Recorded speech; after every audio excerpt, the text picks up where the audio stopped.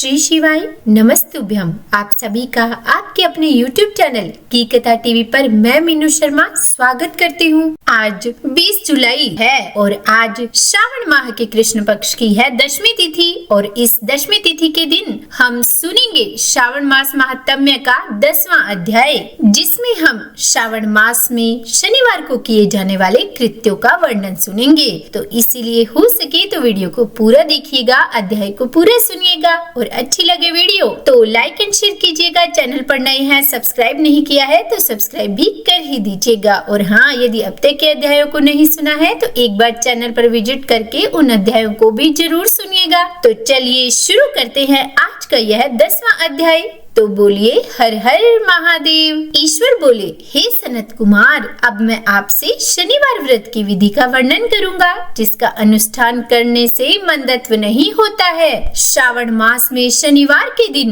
नरसिंह, शनि तथा अंजनी पुत्र हनुमान, इन तीनों देवताओं का पूजन करना चाहिए। दीवार पर अथवा स्तंभ पर नरसिंह की सुंदर प्रतिमा बनाकर हल्दी युक्त चंदन से और नीले, लाल तथा पीले सुंदर पुष्पों से लक्ष्मी सहित जगतपति नरसिंह का भली भांति पूजन करके उन्हें खिचड़ी का नैवेद्य तथा कुंजर नामक शाक का भोग अर्पण करना चाहिए। उसी को स्वयं भी खाना चाहिए और ब्राह्मणों को भी खिलाना चाहिए। तिल का तेल तथा घृत स्नान भगवान नरसिंह को प्रिय है। शनिवार के दिन तिल सभी कार्यों के लिए प्रशस्त है। शनिवार के दिन तिल के तेल से ब्राह्मणों तथा सुवासिनी स्त्रियों को उबटन लगाना चाहिए तथा कुटुंब सहित स्वयं भी संपूर्ण शरीर में तेल लगाकर स्नान करना चाहिए तथा उड़द का भोजन ग्रहण करना चाहिए। इससे भगवान नरसिंह प्रसन्न होते हैं। इस प्रकार श्रावण मास में चारों शनिवारों में इस व्रत को करना चाहिए। जो ऐसा करता है उसके घर में स्थिर लक्ष्मी का वास रहता है और धन धान्य की समृद्धि होती है। पुत्रहीन व्यक्ति पुत्र वाला हो जाता है और इस लोक में सुख भोग कर अंत में वैकुंठ प्राप्त करता है। नरसिंह की कृपा से मनुष्य की चारों दिशाओं में व्याप्त रहने वाली उत्तम कीर्ति होती है। हे सौम्य, मैंने आपसे नरसिंह का यह उत्तम व्रत कहा।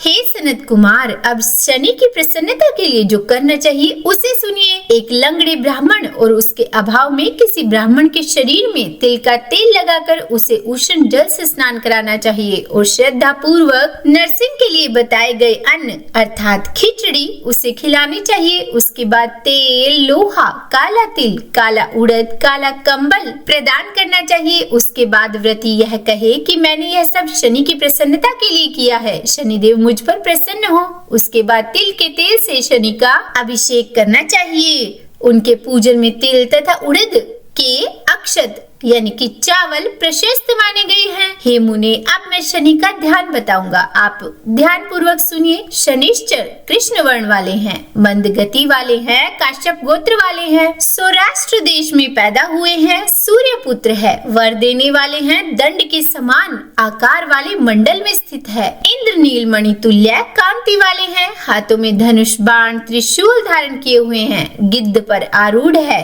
यम इनके अधिदेवता है, ब्रह्मा इनके प्रत्यधि देवता है। ये कस्तूरी अगरू का गंध तथा गुग्गुल का धूप ग्रहण करते हैं। इन्हें खिचड़ी प्रिय है। इस प्रकार ध्यान की विधि कही गई है। इनके पूजन के लिए लोहमयी सुंदर प्रतिमा बनानी चाहिए। हे द्विज श्रेष्ठ, इनके निमित्त की गई पूजा में कृष्ण अर्थात काली वस्तु का दान करना चाहिए। ब्राह्मण को काले रंग के 2 वस्त्र देने चाहिए और काले बछड़े सहित काली गौ प्रदान करनी चाहिए। विधि पूर्वक पूजा करके इस प्रकार प्रार्थना तथा स्तुति करनी चाहिए। आराधना से संतुष्ट होकर जिन्होंने नष्ट राज्य वाले राजा नील को उनका महान राज्य पुनः प्रदान कर दिया, वे शनिदेव मुझ पर प्रसन्न हो। नील अंजन के समान वर्ण वाले, मंद गति से चलने वाले और छाया देवी तथा सूर्य से उत्पन्न होने वाले उन शनिश्चर को मैं नमस्कार करता हूँ। मंडल के कोण में स्थित आपको नमस्कार है। पिंगल नाम वाले आप शनि को नमस्कार है। हे देवेश, मुझ दीन तथा शरणागत पर कृपा कीजिए। इस प्रकार स्तुति के द्वारा प्रार्थना करके बार बार प्रणाम करना चाहिए। 3 वर्णों ब्राह्मण, क्षत्रिय, वैश्य के के लिए शनि के पूजन में शन्नोह देवी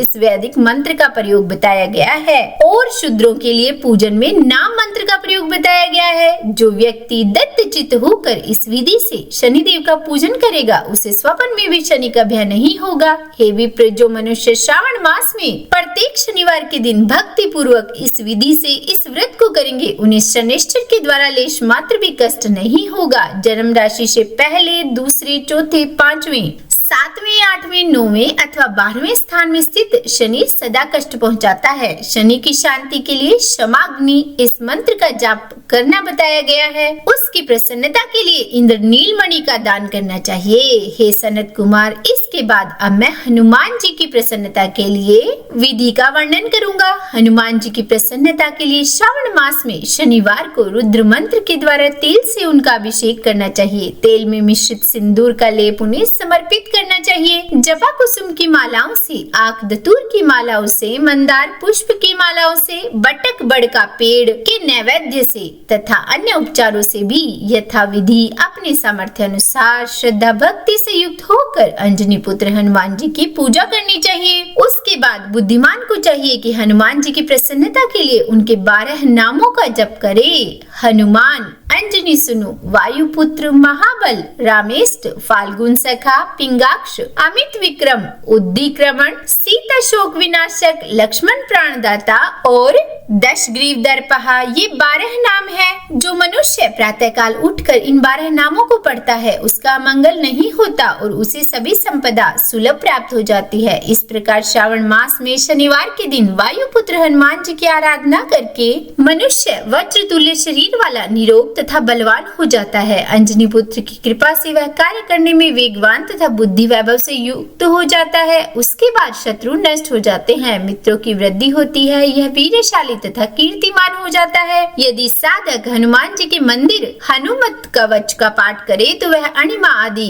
8 सिद्धियों का स्वामित्व प्राप्त कर लेता है और यक्ष, राक्षस तथा वेताल उसे देखते ही कंपित तथा भयभीत होकर वेग पूर्वक 10 दिशाओं में भाग जाते हैं। हे सत्तम, शनिवार के दिन पीपल के वृक्ष का आलिंगन तथा पूजन करना चाहिए। शनिवार को छोड़कर अन्य किसी दिन पीपल के वृक्ष का स्पर्श नहीं करना चाहिए। शनिवार के दिन उसका आलिंगन सभी संपदाओं को प्राप्त कराने वाला होता है। प्रत्येक मास में 7 वारों में पीपल का पूजन फलदायक है, किंतु श्रावण में यह पूजन अधिक फलप्रद है। तो बोलिए हर हर महादेव। इस प्रकार श्री स्कंद पुराण के अंतर्गत ईश्वर सनत कुमार संवाद में श्रावण मास महात्म्य में शनिश्चर नरसिंह हनुमत पूजनादि शनिश्चर कृत्य कथन नामक 10वां अध्याय पूर्ण हुआ। तो बोलिए हर हर महादेव। हे महादेव, अगर आज के इस अध्याय को पढ़ने, सुनने या सुनाने में हमसे कोई गलती हो गई हो तो हमें क्षमा करना और इसके आगे रोटक तथा उदुम्बर व्रत का वर्णन हम कल 11वें अध्याय में सुनेंगे। शिव पुराण और भागवत महापुराण में स्पष्ट लिखा है कि शिव और विष्णु एक ही है और भगवान कृष्ण स्वयं अपने श्रीमुख से कहते हैं कि जो मुझे माने शिव को नहीं और जो शिव को पूजे मुझे नहीं, दोनों पापी हैं। इसीलिए प्रेम से, मन से, भाव से सभी जयकारा लगाइए। हर हर महादेव, हर हर महादेव।